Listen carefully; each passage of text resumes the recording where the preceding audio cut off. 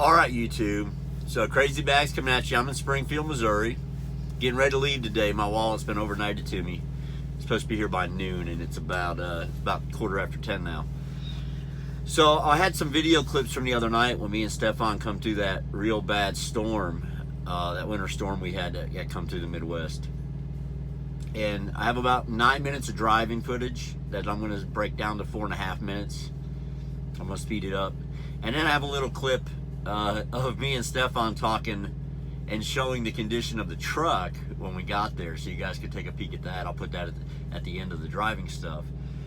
But, you know, winter driving is no joke. And in this situation, we had to take our time. You guys can look, when you're watching the driving portion, look at the miles per hour down at the bottom. There's many times we were doing 33 miles an hour, all right?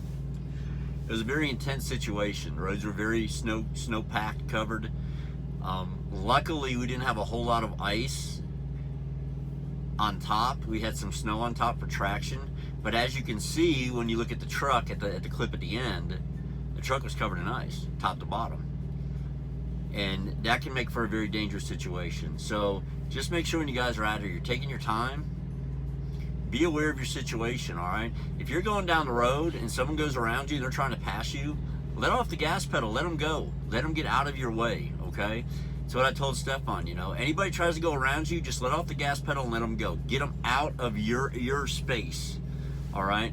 This truck requires a lot of space to stop. And you have to make the decisions to be able to stop safely, okay?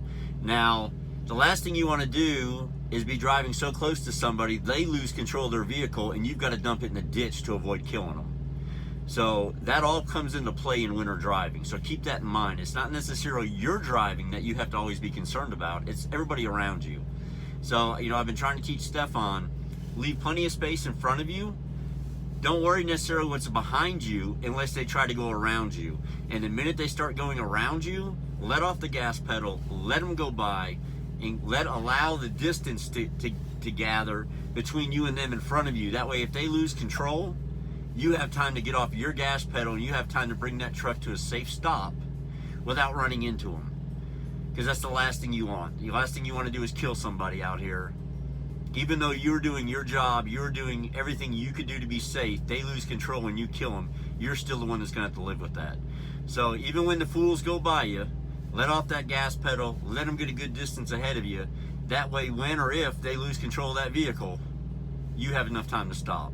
So I hope you guys enjoy the clips. Like I said, they're nothing spectacular, but it gives you a good idea of what this kind of stuff you might have to go through out here. I mean, driving in that kind of snow like we did that night is not an easy thing. And I will tell you, we stopped at the very first truck stop and switched out. But we had to drive about 70 miles to get to a truck stop. We were stuck. I mean, we were stuck like Chuck. We had to keep moving. And that's what we did. You know, Steffon safely took us on in. We got to the truck stop. We switched out. I drove us to Springfield. Now, I will tell you, we got to the truck stop to switch drivers. At that point, it switched to all rain. So Steffon did all the heavy work that night, guys. You know, I tried doing a live feed that night. Couldn't do it. There was so much going on the road, I couldn't keep up with the live because I had to concentrate on what Steffon was doing and be here in case he needed me, in case something happened and he had to react. And I didn't, you know, Steffon's still a student. I think Steffon has his wits about him. I think he's going to do a fine job, and I think he could have handled any situation that arose. But I still have to be there, ready, and available in case he panics, all right? And guide him through it and tell him what to do, you know, whether it be, you know, turn the wheel this way, turn the wheel that way, you know, whatever it may be, you know. And then ultimately also, you know, I'm the trainer. If we get in a situation we have to dump it in a ditch, I have to make that decision for him, all right? And live with that, not him. So, you know, those are the things you have to worry about, because if this truck goes in a ditch on my call, it's my call. That's the way it is. That's not on Steffon, that's on me. But I'd rather put it in a ditch than kill somebody. Luckily, we didn't have that situation. So, all right, y'all enjoy the driving clips, and then there's a little clip at the end where we switched out drivers, where we kind of talk about it real quickly and kind of show you the condition of the outside of the truck, the exterior of the truck. All right, y'all take care out there. Be safe. Enjoy the video. And as always, guys, Choose the path that's going to lead you to the success that you're looking for in life.